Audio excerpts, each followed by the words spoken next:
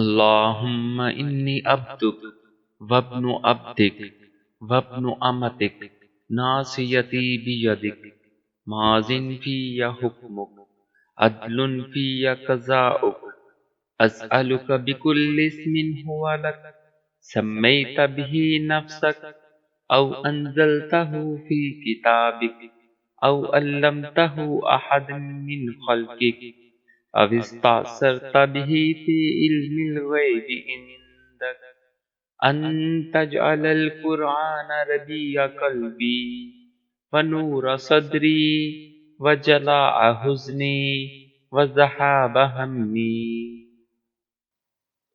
اے اللہ، یقیناً میں تیرا بندہ ہوں اور تیرے ہی بندے اور تیری ہی کنیز کا بیٹا ہوں۔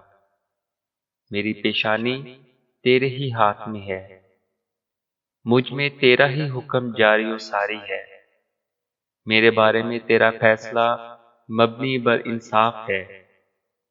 میں تیرے ہر اس خاص نام کے ذریعے تجھ سے درخواست کرتا ہوں جو تو نے خود اپنا نام رکھا ہے یا اسے اپنی کتاب میں نازل فرمایا ہے یا اپنی مخلوق میں سے کسی کو سکھایا ہے یا تو نے اسے علم غیب میں اپنے پاس رکھنے کو خاص کیا ہے۔